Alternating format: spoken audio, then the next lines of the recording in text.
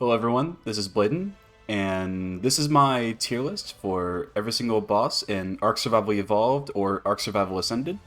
I'm going to be ranking all of these bosses based on my personal subjectivity for their quality. I'm going to be looking for things such as how well they scale in difficulty, how well they fit the challenge given where you fight them at in progression, the design of the bosses themselves, the arenas that you fight them in, maybe the music, mechanics, the stuff like that I'll be mostly looking at. So just to keep the intro short, we're going to hop right in with the island bosses. We're going to go through the story arcs and then hop onto the DLC custom arcs after that. First boss we have up is the Broodmother from the island map. The Broodmother is probably the first boss I think every player in ARK will ever actually fight.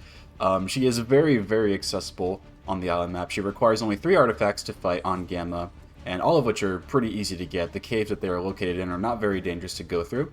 And of course, if you want to do the beta and the alpha variants, you will need more of the trophy drops from different kinds of creatures throughout the map. She's going to go into A tier, because I think for a first boss, the Broodmother is very excellent. Her mechanics are very fine-tuned for a introductory boss. She isn't very difficult to, grasp how to fight her. You just go into the arena and then you whistle to do the attack, and things just kind of play out from there. You can of course use a shotgun or do some roars with a UD in the background if you want to, but it's mostly going to be your tames that are going to be doing most of the work here. For her mechanics, she does have a few different attacks to keep you on edge. She has her web spray attack that will slow you and your creatures down. She has her poison spray attack that does like a big cone in front of her that does a lot of damage to things it hits, and she has her spider minions as well. And one thing that's really cool about the spider minions in particular is that if you bring in Megatheriums with you for this fight, they can kill the spider minions and get their insect killer buff, which makes them do a lot more damage, and that translates into more DPS against the boss herself, which I think is a very cool boss design. When you have a boss that encourages experimentation with different types of dinosaur builds, I think that is a really well designed boss right there. And one thing also to mention about the Broodmother is that she scales very well, in my opinion, from Gamma to Beta to Alpha. I think on Gamma she only has 328,000 health, which is a good, respectable amount for a first boss. But on Alpha she has 3 times that amount. I think she has nearly 1,000,000 on Alpha.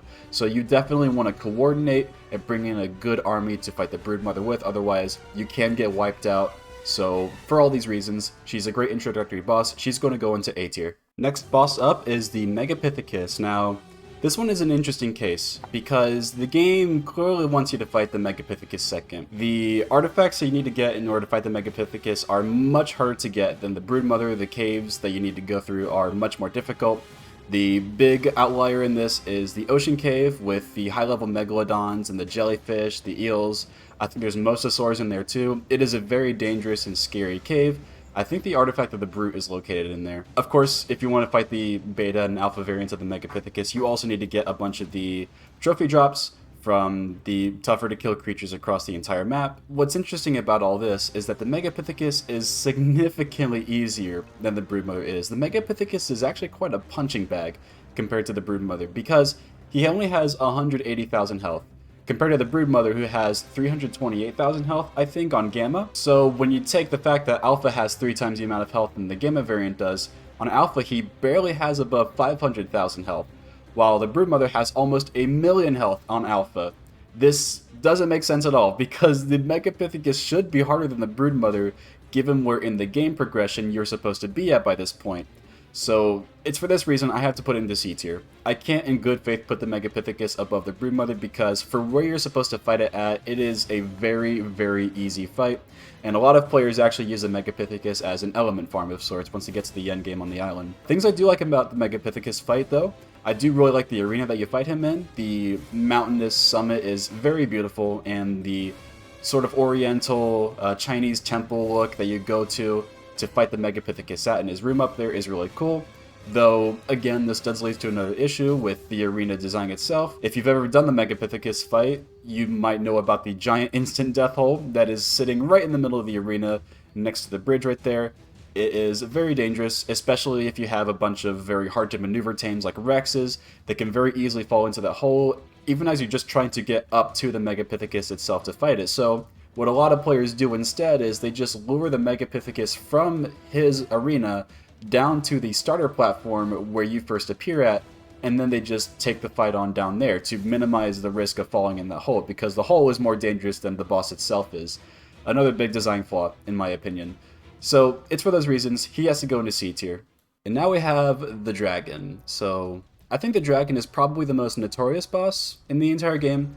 Just accessing the dragon requires a lot of time and grinding in order to do, because you need to get the artifacts in order to teleport into its arena, and the artifacts themselves are very difficult to get. The Snow Cave artifact is probably one of the toughest artifacts to get in the entire game, because the cave that it's in is insane. You got yetis, polar bears, direwolves in there. It's very dangerous. You need to make sure you have some really good creatures in order to get through that place. And the other caves are also pretty difficult. There's another ocean cave you need to go through in order to get its artifact. And of course, if you want to fight the beta and alpha variants, you do need to get some more alpha drops. I think you need giga hearts in order to fight the beta and alpha. Those are definitely going to be a roadblock in accessing this fight. And once you do have all the artifacts that you need in order to get to the dragon fight, you are met with easily the biggest creature you've seen in that game up to that point. The dragon is absolutely gigantic, and I think it's hilarious how big it is because it completely dwarfs the Broodmother and the Megapithecus. And on top of that, the dragon also has a ton of health compared to the other two. I think it has 432,000 health on Gamma, and on Alpha it doesn't scale with the 3 times the amount of health that the other two bosses do. I think it just has just below 1 million health on Alpha. What's important about the dragon is, of course, its Fire Breath attack. This is probably the most infamous attack in the entire game. The dragon does a Fire Breath attack on a cooldown, and whatever it hits with it, it drains a percentage of that health, or of that tame's health. It does 20%, so you have an army of Rexes with you. Any Rex that gets hit by that Fire Breath attack, it can only take 5 of them, and it's dead. Period. It doesn't matter how much health your Rex has, or any creature for that matter. All it takes is 5 Fire Breaths, and they die. You can, of course, offset this damage a little bit with Therazinos and Veggie Cakes. That is a pretty common strategy that people opt in for when they're fighting the dragon. One thing I like to do, actually, is when the dragon lands, he uses his Fire Breath attack on a cooldown. So what you can do is you can keep yourself separated from your army, and you can run in to get the dragon's attention and have him hit you with the Fire Breath attack so that you soak the damage, and then afterwards send in your tames in order to do some damage to him, because it'll be a little bit before he uses that Fire Breath attack again, and because you have a bit more extra time, you can get a lot more damage in on the dragon. It is a very nice little strategic element that you can incorporate into your arsenal from when you're fighting the dragon. So I think that having that strategic idea in the back of my mind whenever I fight the dragon, it makes me appreciate the fight a little bit more. He's going to go into A tier, I think, with the Broodmother. Why not S tier? Because, for one thing, I think the dragon could still be a little bit more mechanically interesting than the other bosses at this point. But also, another sad thing about the dragon is that he is very easily cheesable. Because he's so gigantic, you can actually use his size against him.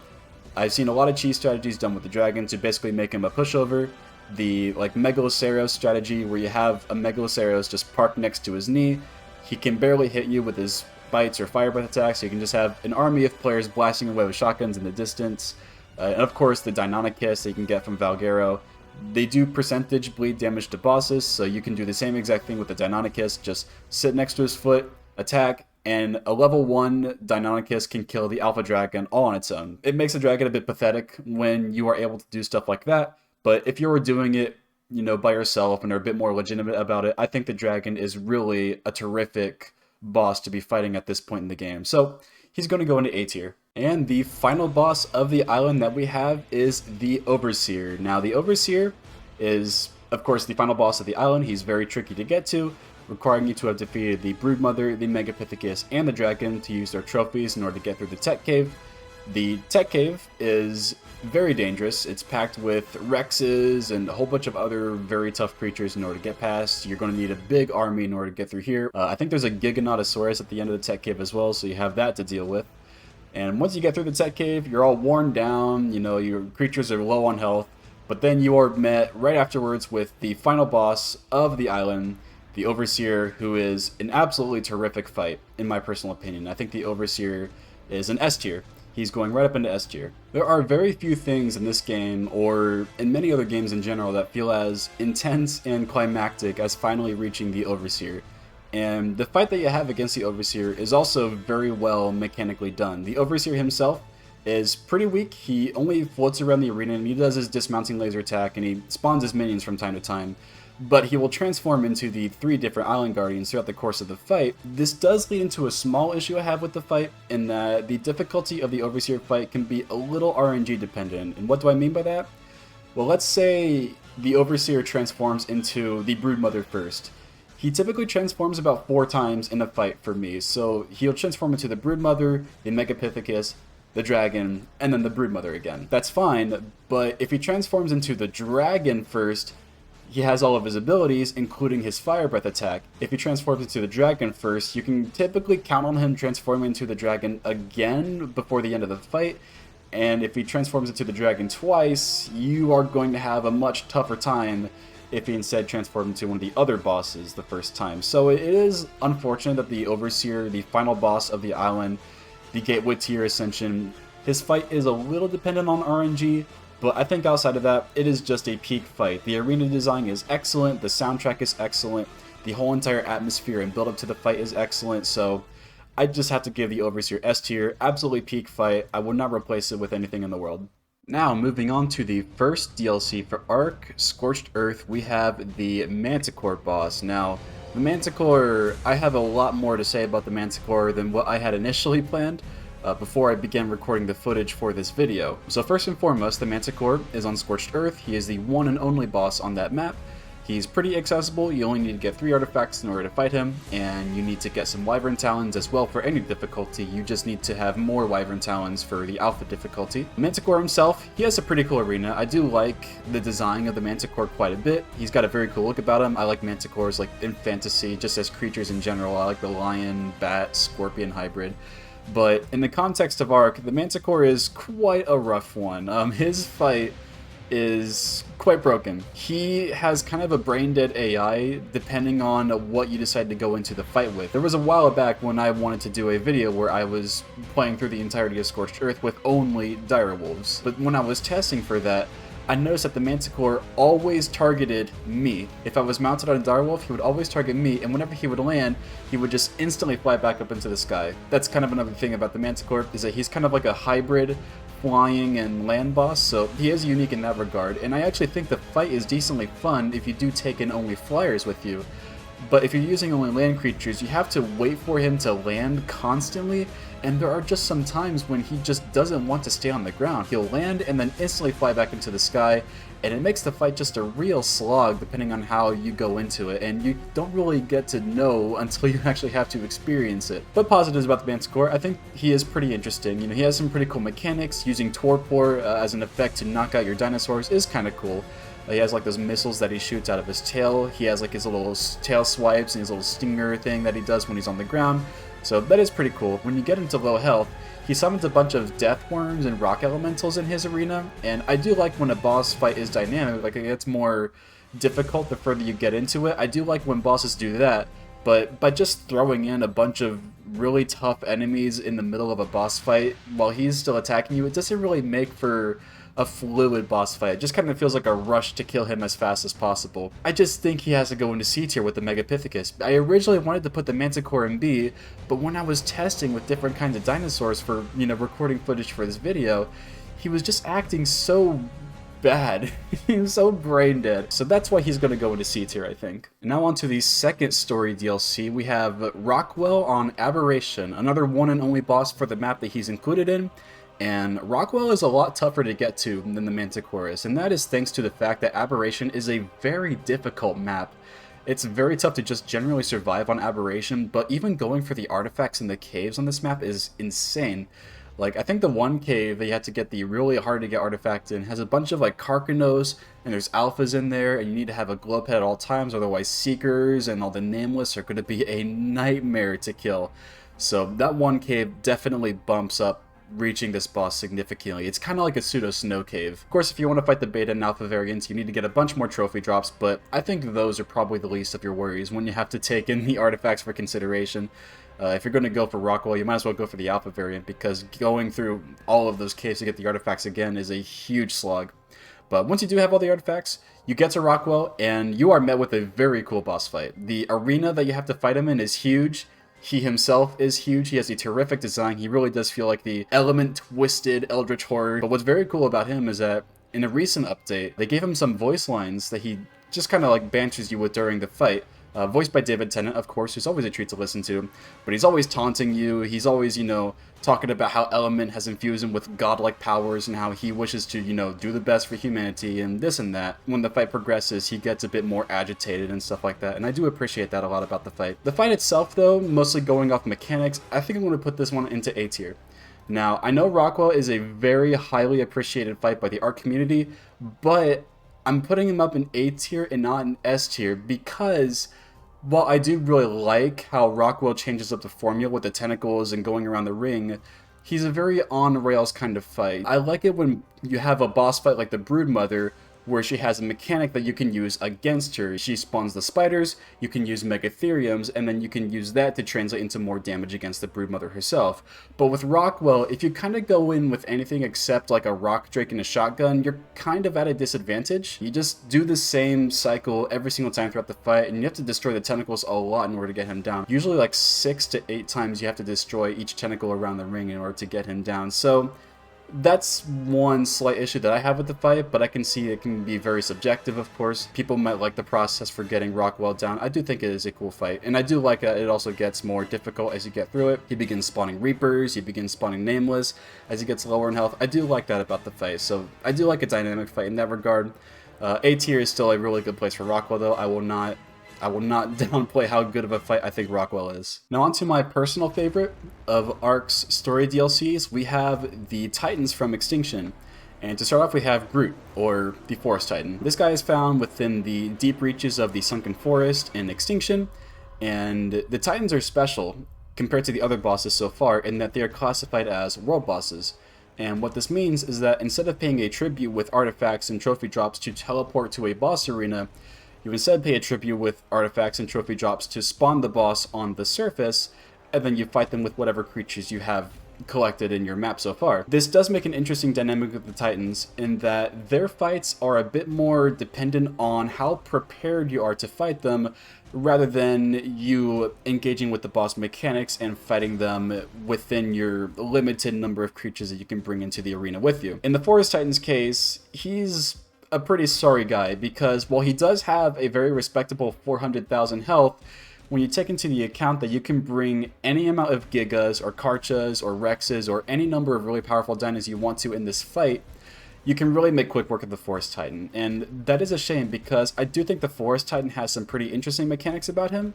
He has his forest wyverns that he summons throughout the fight, and you can hop on those guys to burn the trees that are growing around there. I think that might increase his defense, or they might act as like traps. If your guys run into them, they get trapped and ensnared in there. If you just have an army of really powerful dinos, you don't really need to engage with the Forest Titan's mechanics. You can bring him down within a minute. I think he's going to go into C tier, because while I do like his design and his size, he's intimidating and huge, being able to make such quick work of him kind of brings us back to the Megapithecus thing, where it's like if you're just even decently prepared by this point of the game, he's kind of a pushover. Though, of course, I do think it's very cool that you can tame the Titans, but we're not taking taming into factor this. We're taking into account the fight and their mechanics. The second Titan we have is the Desert Titan.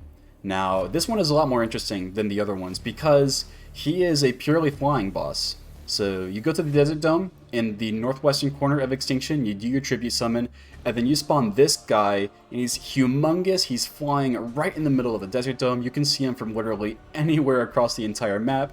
He's very cool. I like his design a lot. He's like this giant flying manta ray, and his fight is also pretty interesting. You can use any kind of flyers that you want to, of course. You're encouraged to use flyers here. Things like RGs or Wyverns, if you're able to transfer them onto Extinction, are pretty good for this fight. And he has his little flocks that he sends around you to attack. He has his lightning attacks that he can use.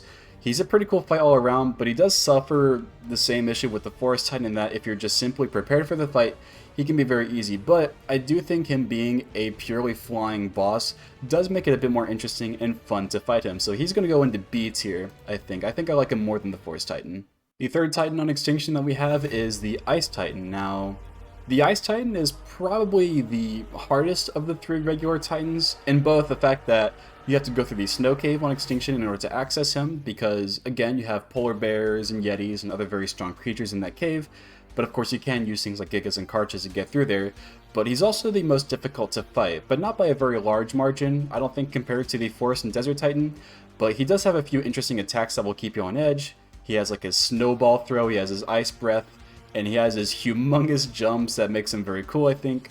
He's going to go into B tier, I think, with the Desert Titan, because he's about as cool as a Desert Titan is. While he's a ground dweller like the Forest Titan, I think the fact that the Ice Titan is just so mobile compared to the Forest Titan, it does make him a lot more interesting and fun to use if you are going for the tame as well. I love the fact that when this guy appears, he is just jumping all around his arena. He is covering massive ground, despite how humongous he is. But of course, again, world boss, preparation is all you need to fight him, so if you just have a little bit of preparation on you, just a few really strong gigas, you can take down the Ice Titan just like the rest of them. The king of all titans, on the other hand, the final boss of Extinction, and what a lot of people consider to be the final boss of ARK period, and I think I'm inclined to agree, right up into S tier. The King Titan, such a climactic fight. He's very similar to the Overseer in that you've gone through a very long journey in order to reach this guy, and the fight is, again, he's a world boss. Fight is dependent on how prepared you are, but even still, just the sheer spectacle of the entire encounter just oozes with so much intensity. Lore and story, it's all coming head to head here in this amazing fight against this absolute behemoth. The King Titan is by far the largest creature in the entire game, and I think it shows at the fight too. He is very difficult. He has millions of health, even on Gamma, so you better come prepared with everything that you've got. You need as many Gigas and Rexes as you can. If you've of course gone to tame the other Titans on Extinction, those guys are going to be a very big help in this fight as well. If you're going for the Alpha version, you have that humongous Mega Mech that you can also use to fight him. I've personally never fought the Alpha King Titan before, but I do like that he has a completely different model compared to the Gamma and Beta fights. That is pretty cool. The King Titan is definitely the most raid feeling fight in the entire game. I've seen like a few videos across YouTube where people are fighting the Alpha King Titan, and you have people on the ground defending the element nodes, you have people on the Titans doing damage against the boss, and there's a whole bunch of support and communication happening. It is just a very, very cool climactic finale for the entire game, so he has to go into S tier. Also, the soundtrack is amazing too, just the entire scene and spectacle of it. The soundtrack really adds a lot to this fight, probably one of the coolest songs in the entire game. So he's an S tier boss without a doubt. Now on to what I personally consider to be the post game for ARK. With the Genesis Simulation DLCs, we firstly have Moeder. Moeder is the one and only underwater only boss in the entire game. She is found on Genesis Part 1 in the ocean biome, and her teleport to her arena is located very deep within the ocean, so only your underwater creatures are going to be able to come with you into this fight. So you're going to want to make sure you bring with yourself your best Megalodons, Plesiosaurs, Mosasaurs, maybe Tusoteuthis. I don't even know if you can let the giant squids into the fight.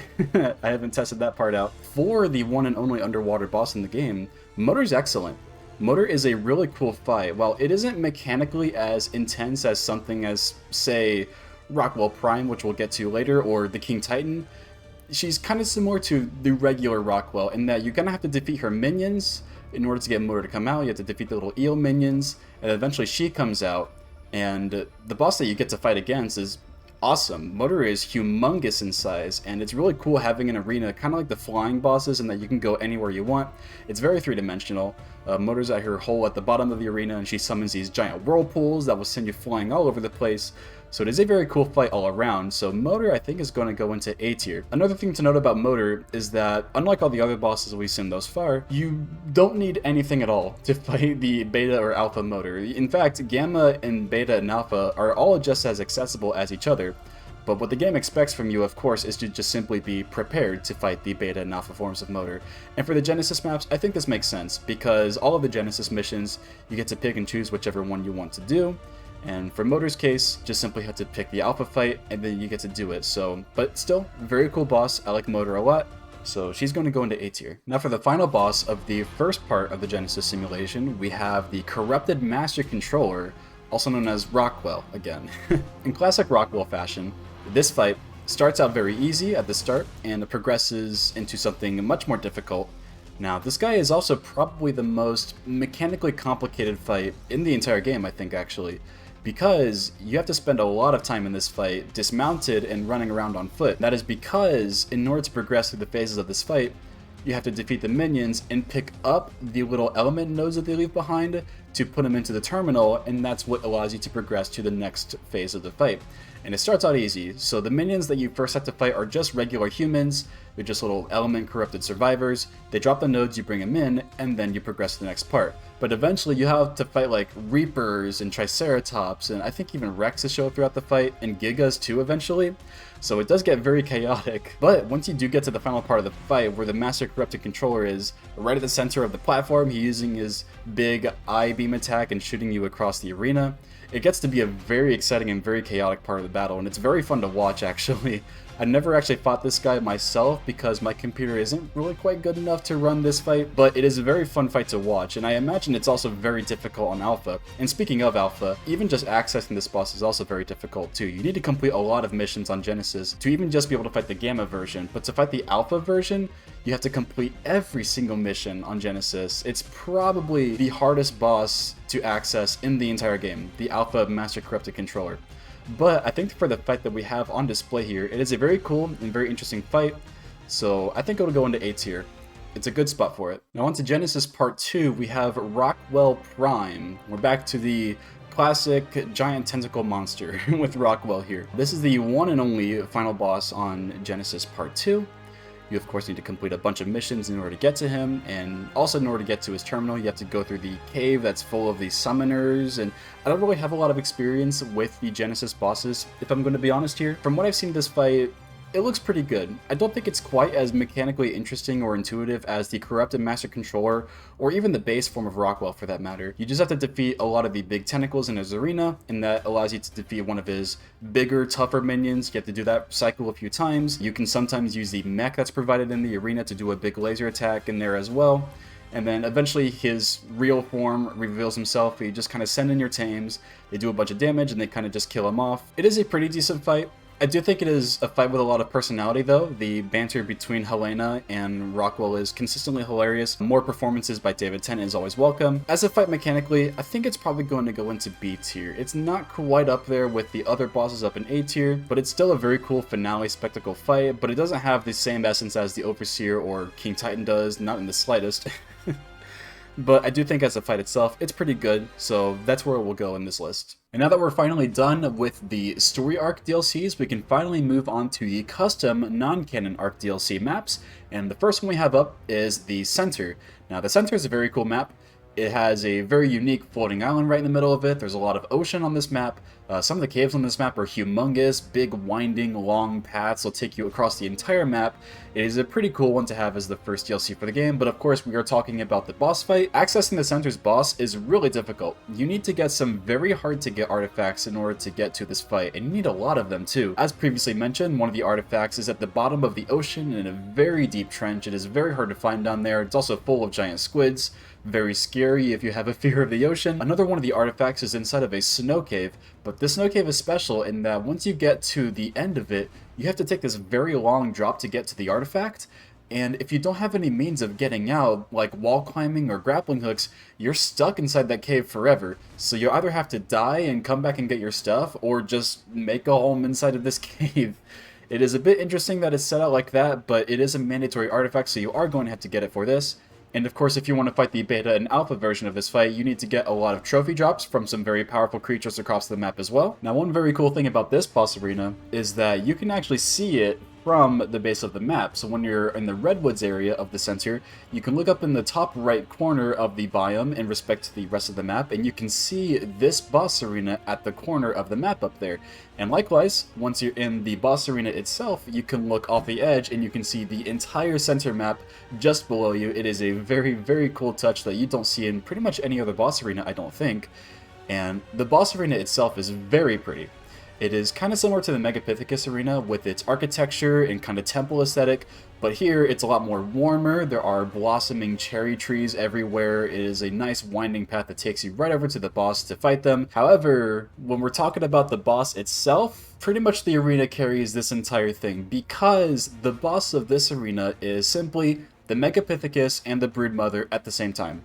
You go down the path, and you eventually see the two of them right next to each other. They walk towards you, and the fight just simply begins from there. You defeat both of them, the fight is over. The Broodmother and Megapithecus here function identically to how they do on the island. They do have a bit of a health tweak to make them more akin to a duo fight, but the only strategy that I could probably recommend for this fight is to simply just kill one of them at a time, so that way you're not constantly overwhelmed with their attacks and their minions at the same time. If you focus one, you only have to deal with one of them next. This is just a fight that plays out exactly how you would expect it to if you've already fought the Megapithecus and the Broodmother before. It's not very special or significant in any way.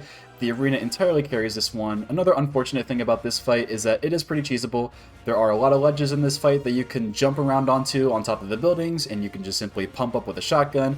A lot of people do this with a Procoptodon, so cheese strategies kind of neuter boss fights a little bit, make them a little less imposing. Not a good look for a climactic challenge for the end of a map. This one is going to go into C tier. Next up is Ragnarok. This is probably one of the biggest fan favorite maps in the entire game. It is a very cool map. It is very large. The biomes are densely varied with different kinds of flora and fauna. The caves are interesting. There's a lot of mini bosses in the caves you can fight as well, with the lava elemental and the giant ice worms.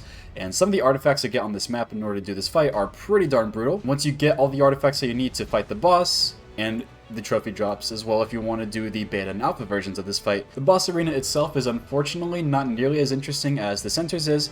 You are simply teleported onto the top of a mountain summit, and you have a burning village there with the dragon and the Manticore flying above, and you simply have to defeat the both of these guys at the same time in order to beat it. The Manticore is pretty identical to how he is on Scorched Earth. I don't even think they tuned his health to be different at all, but for the dragon, they actually made it so that he takes 3 times the damage, so instead of simply decreasing his health like they did with the Broodmother Megapithecus for the center map, they just simply made the dragon take a lot more damage, which is really funny. But it's good that they did that because the dragon on his own is very dangerous, and if we had that and the Manticore at the same time, that would surely be one of the hardest fights in the entire game. Once you get the bosses down to low health, they begin summoning minions, though this time around, instead of summoning deathworms and rock elementals, you actually get to face griffins and rock elementals. Now, this is very cool, because Ragnarok was kind of known for being the griffin map back in the day. When it first came out, this was the only place you can get griffins at. Now, of course, they do appear in other maps as of recently, but Ragnarok and griffins are kind of synonymous with each other. They're kind of like a flagship creature for that map, so I think it is very fitting to have them show up in the middle of the fight, and it does add some pretty cool flavor when you have all the griffins charging in after you while you're taking on the bosses. It does make it a bit more fun, I think. But aside from that, the boss fight just simply isn't all of that interesting. It's going to go into C tier, I think. For what it lacks in the arena's aesthetic, it does make up for mechanically by having the dragon and Manticore, just two generally more fun bosses, I think, than the others. And having the griffins attack you is a pretty cool flavor as well, so I think that's where it's going to go to. So going from one of the most iconic maps in the entire game to one of the most forgotten, we have Valguero. Now, when Valguero first came out, it was really cool because it was the only map to have Dinopithecus in it, and the Dinopithecus is a very cool creature, but of course they've since been added to Fjordur, a much more recent map with a lot more recent dinos and other additions in it, so you can simply go there if you want these guys now. And as such, Valguero has kind of been forgotten, and to be completely honest, I can kind of understand why, because when you want to go through the entire effort to get to the boss on this map, you're met with a very stinky fight. This boss fight is just kind of lame. You need a lot of artifacts in order to get to it, and once you do make it there, you are teleported into an area that looks like it was ripped straight out of the White Chalk Hills area. It's not a very significant or interesting zone at all to be fighting the bosses in, and speaking of the bosses, yes, plural, it's another repeat fight with more of the past enemies you've seen already, except this time you are fighting the dragon, the Manticore, and the Megapithecus at the same time. Just a very uninspired arena, uninspired boss fight. It reuses the same music that we've already seen with the Manticore. When this comes out in ARK Ascended, I really hope it does get a bit of a revamp and some TLC, because otherwise, this is the lamest boss in the game by far. It is going straight down into D tier. Now jumping back upwards, we have the Crystal Isles boss with the Crystal Wyvern Queen. This is one of my favorite bosses in the entire game. You probably know that I've done an entire playthrough of the Crystal Isles map, and I had a lot of fun with it. and it of course culminated with the final clash against the Crystal Wyvern Queen. We finally have a completely original boss fight for a custom arc. No more are we doing the repeated past bosses just kind of haphazardly thrown together. The Crystal Wyvern Queen is a truly unique boss compared to the rest of her brethren, and I think that is very cool. This is probably one of the easiest bosses to access in the game, thanks to the fact that the artifacts that you need are all very out in the open on Crystal Isles, because Crystal Isles doesn't really have any true caves on it. So you just kind of go to these destinations to find the artifacts just kind of sitting on the surface. You do need to get some crystals from the wyverns around the map and some of their talons as well to get into this fight, which does kind of hinder you a little bit, but otherwise it's not a very tall order in order to be able to make it to this arena. And once you make it in, you are met with the Crystal Wyvern Queen boss, a gigantic crystal wyvern like the ones you've seen throughout the entire map, except she has a big skull helmet and there are giant crystals growing throughout her entire body. She possesses all of the different breath attacks from the Crystal Wyverns, which are the Water Wyverns, the Blood Wyverns, and the Ember Wyverns. She has all of their breath attacks, which also means that if you bring in your own Wyverns, she is going to be immune to all of them as well, so that's one thing to take into consideration when you're doing this fight. As you fight the boss, she begins to transition between different phases. She'll either be on the ground on one of the nests located throughout the arena, or she'll be flying in the air. You can only get her to get to the next phase once you hit a certain threshold of her HP, and because she's kind of a hybrid flying and land boss like the Manticore is, you can bring in your own flyers for this arena, and because of that, I like to bring in a Tropionathus myself for this fight. It is a very fun way to fight the boss because it kind of feels like a huge dogfight with you fighting against her wyverns and the boss herself, and you have your own wyverns flying around as well, or RGs or Pteranodons or other kind of creature you want to bring into this fight with you. Now she is a very difficult fight too, even on Gamma. She has about 400,000 health on Gamma, and on Alpha she has nearly 1,000,000 health, which is a lot, especially considering the fact that once she starts flying around the place, she becomes pretty difficult to hit, so it becomes much more of an endurance battle, and you might even find yourself being tested with the clock in this fight if you're doing this on a server. There is a pretty big cheese strat that kind of makes this boss a lot less scary if you do it, unfortunately. I always like it when bosses are cheese proof because it makes it so you have to kind of actually engage with them and their mechanics in order to do the fight properly.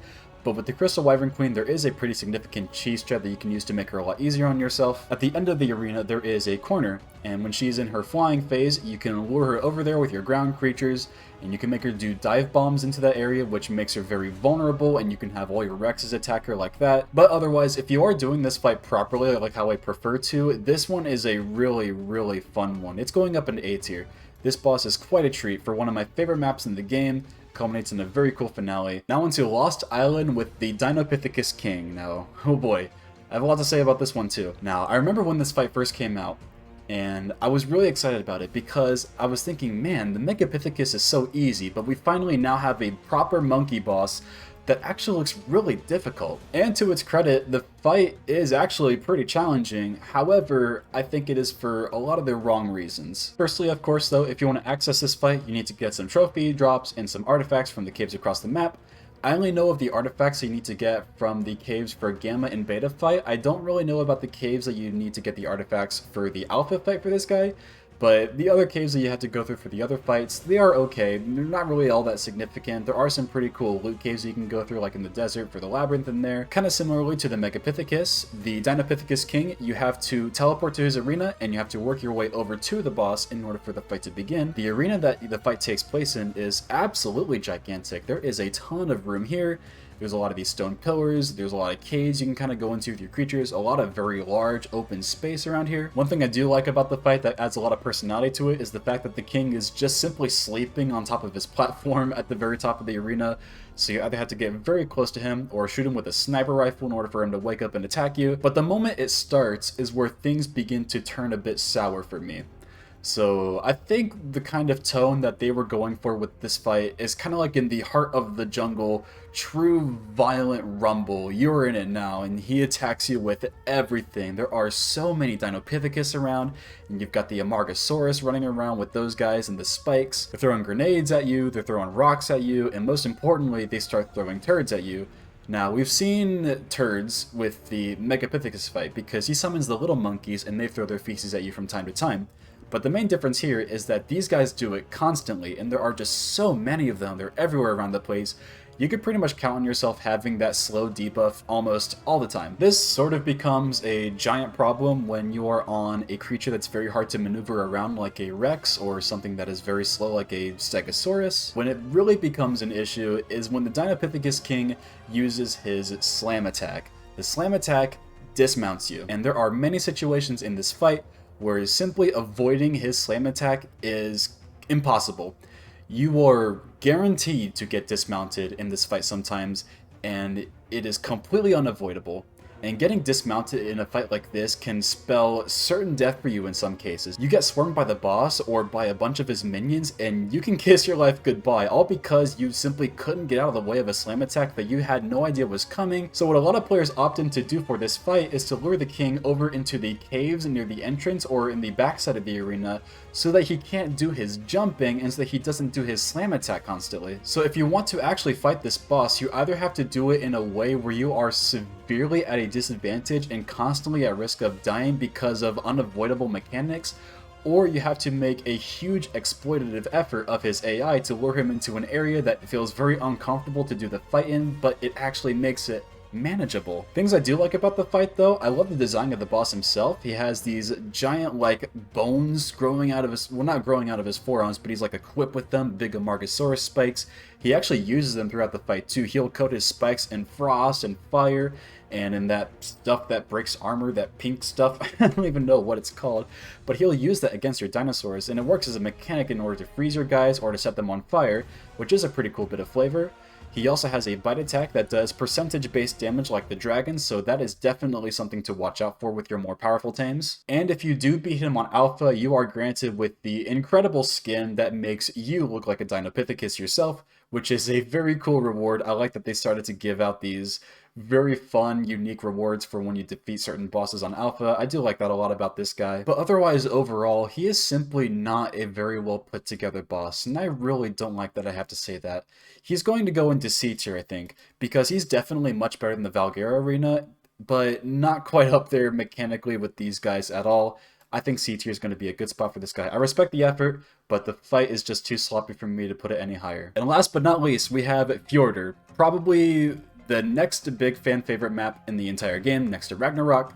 And first and foremost, we have the world bosses. You have to kill these guys in order to get their trophies so that you can fight the Island Guardians again, albeit in different arenas. Accessing these guys just simply requires you to get the rune stones that you get from collecting the big runes from around the entire map. In order to fight the Broodmother on Fjordur, you first need to fight Beyla. Beyla is a giant bee boss located in the Honey Caves on the northern side of the map.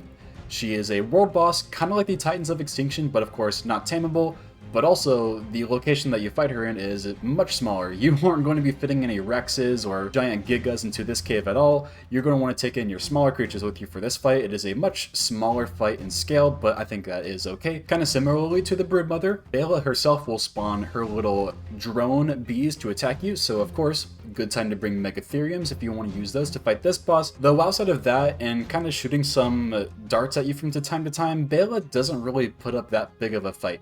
She doesn't really have that much health, and she goes down pretty easily if you just simply have some powerful tames with you to aid with you in this fight. She's going to go into C tier, I think, probably at the bottom of C tier, just not really that cool of a boss.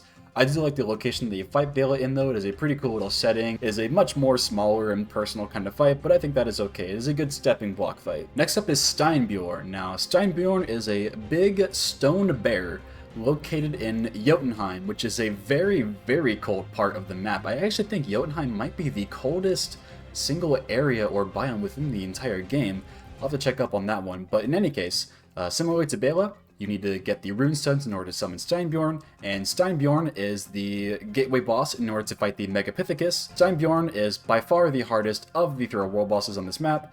Because of him being a giant stone bear, he takes reduced damage from pretty much everything, and that coupled with the fact that he has a lot more health than Beyla makes it so that this guy can really withstand a lot of your punches, even from very strong dinos like Gigas and Karchas. I don't understand why the Megapithecus is always so hard to reach despite him being such an easy boss, because he is exactly the same on Fjordur as he is on Island, and yet the boss that you have to fight before you can even fight the Megapithecus is so much harder.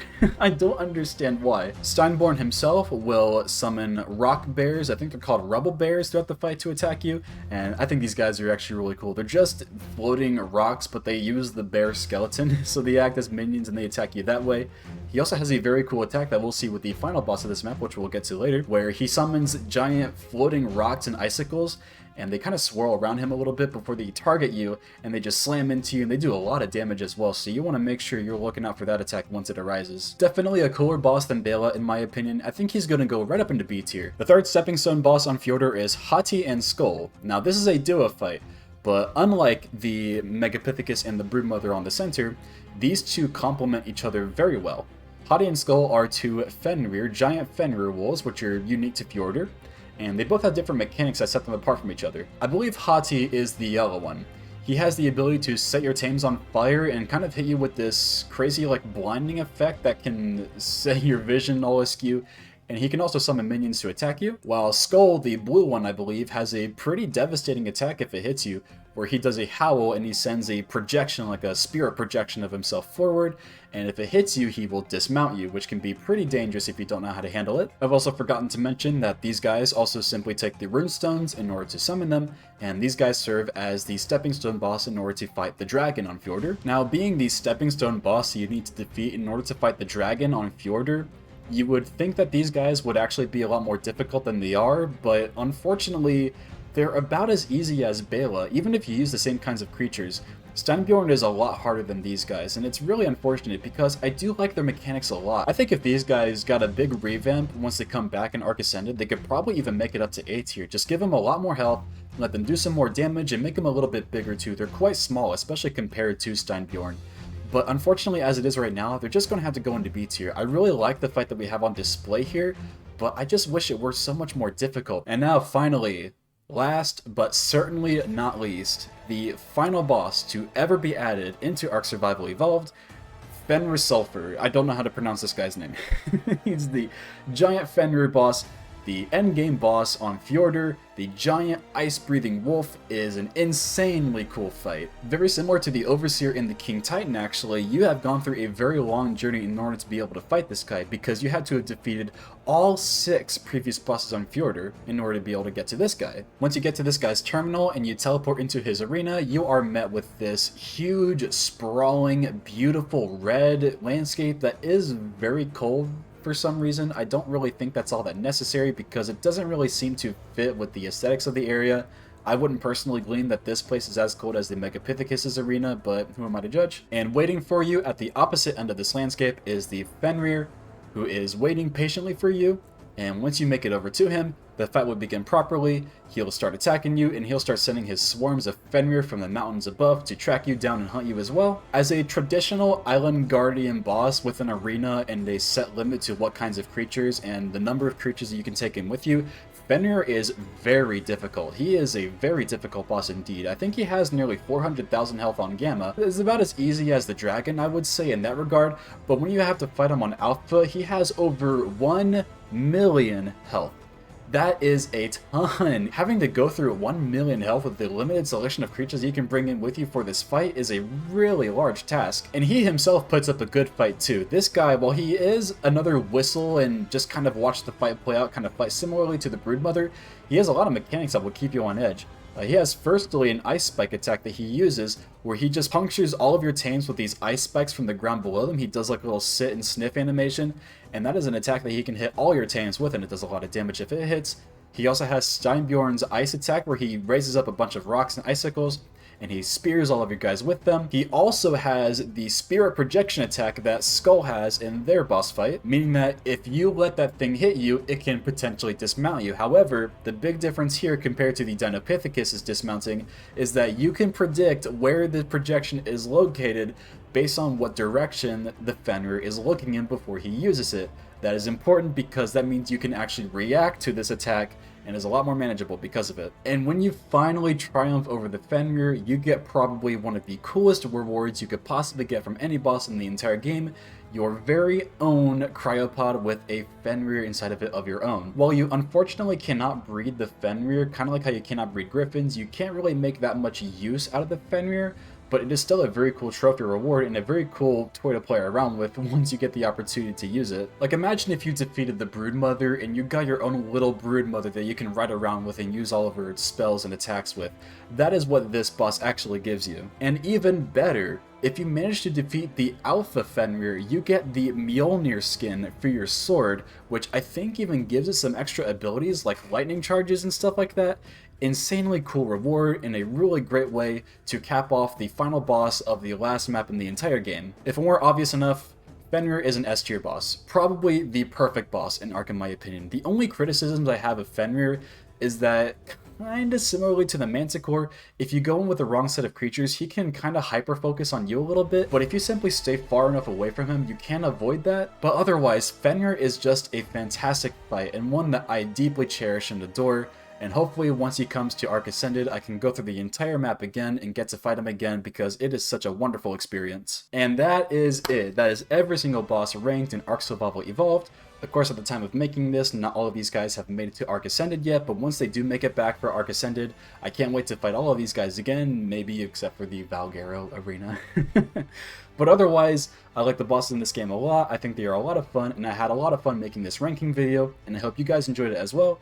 Let me know in the comments if any of you guys agree or disagree with the placements for these guys. That'll do it for this video. Until next time, take care. See ya.